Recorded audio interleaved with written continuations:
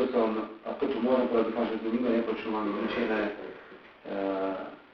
zabezpečil som na tento rok 35, na budúci rok asi 40, plus teda ďalšie veci. Zabezpečil som ich vlastnou hlavou, ako tie peniaze, ale oficiálne prídu a budú normálne vykryté strane. Ale to, že sa pri tom motal Fedor, nemôže znamenať, že ma bude im držať za ňu, ako to sa nesmie stať. Aj preto urobil som niektoré rozhodnutia vo vzťahu k týmto financiám, že som sa vymanil od Fedora a povedal som: Fedor, ja som mal do toho hlavu a nie ty si dal do toho hlavu. Takže ja budem teraz o niektorých veciach rozhodovať a napriek tomu si myslím, že musí vzniknúť nejaká paralelná finančná štruktúra, ktorá musí byť v dispozícii pre účely aj volebnej kampane a ďalších vecí.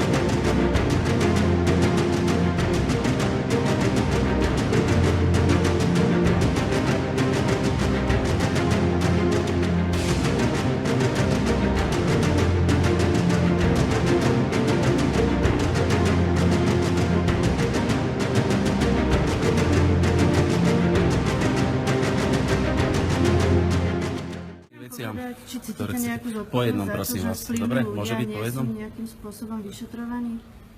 Postavený pred súd, lebo to je Nerozumiem vašej otázke. No, Ďalšia otázka, prosím vás. Nechajte ma ju zopakovať, Ďalšia keď otázka. nerozumiete. Včera bol ďalší protikorupčný Ale veď som povedal, pochod. že bez komentára, nerozumiem tomu. Tisíce ľudí žiadajú váš odchod z funkcie, pretože majú pocit, že neexistuje rovnosť. Pán Kováčik, naozaj Ďalšia tisíce otázka. ľudí.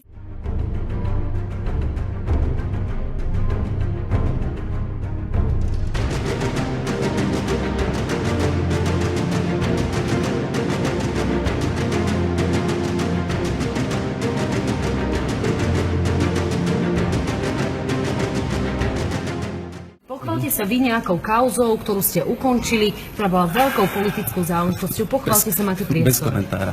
Nie, Máte prečo ste ďalšiu otázku nepodali ani nejakú, jednu prosím vás? obžalobu v tých 61 prípadoch, ktoré ste si sám Lebo výsledky pridelili? vyšetrovania neboli také, aby mohla byť podaná obžaloba.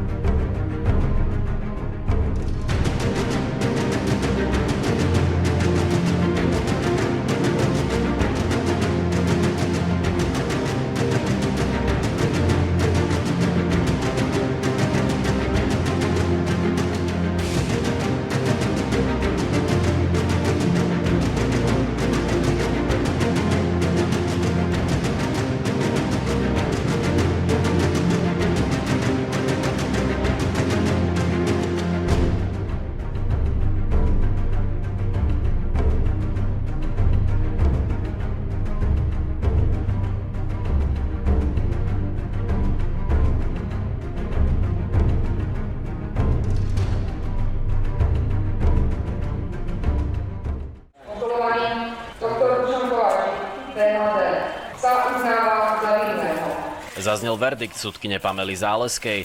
Tá odsúdila bývalého špeciálneho prokurátora na 14 rokov väzenia a trest prepadnutia majetku za spoluprácu s takáčovcami, vynášanie zo spisov, ako aj prijatie úplatku. Proti Dušanovi Kováčikovi navyše okrem kajúcnikov Makova a Zemana svedčila aj prokurátorka Blanka Godžová. Okrem úplatku od takáčovcov bol Dušan Kováčik odsúdený aj za činnosť pre túto zločineckú skupinu. Počujte, ja po Záleske pôjdem tak, že ja rovno poviem, že môže si to vykladať pani Záleska ako chce. Nie my, ale pani Kolíková presadila do trestného zákona jeden paragraf, ktorý sa volá ohýbanie práva. A keď sa na to pozeráme, ja to mám právo povedať, ja tam vidím veľa podozrení z ohýbania práva, teda akého rozhodovania, ktoré je neprospech človeka, ako je Dušan Kováčik. To je poprvé.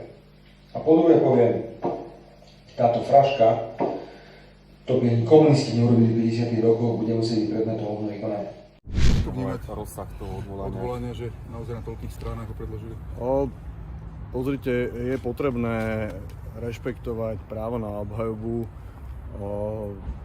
Obžalovaní spolu so svojimi obhajcami sa rozhodli ísť cestou kvantity a zároveň teda myslím si, že do značnej miery, či už v súdnom konaní na prvom stupni, ako aj teraz v rámci odvolacieho konania, im je vychádzané v ústrety. Dosť rozsiahlo bolo v podstate rekapitulované celé odvolanie a rovnako aj rozhodnutie prvostupňového súdu. K tomu naozaj zo svojho pohľadu nemám čo uviesť. Vedie si to odvolací senát a tiež absolútne rešpektuje právo obhajoby, právo obžalovaného brániť sa spôsobom, ktorý uzná za vhodné. To je právo proste obžalovaného, ktorý sa teda rozhodol takýmto spôsobom brániť a povedal si, že nebude odpovedať na moje otázky. Ja to rešpektujem, neodpovedal teda, žiadne som mu nepoložil. Kladol mu otázky senát, ktoré uznal za vhodné.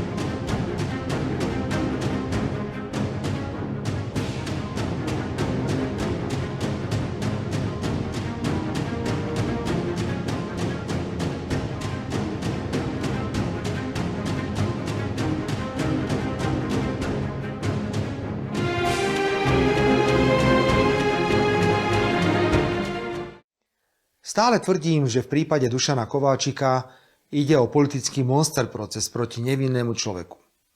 Vraj mal zobrať úplatok za to, že špeciálna prokuratúra nepodala sťažnosť proti prepusteniu údajného mafiána Kudličku z väzby. Nie sú žiadne dôkazy. Kudlička nič nedal, Kováčik nič neprijal, nie sú žiadne finančné toky. Tvrdí to len udávač Makov.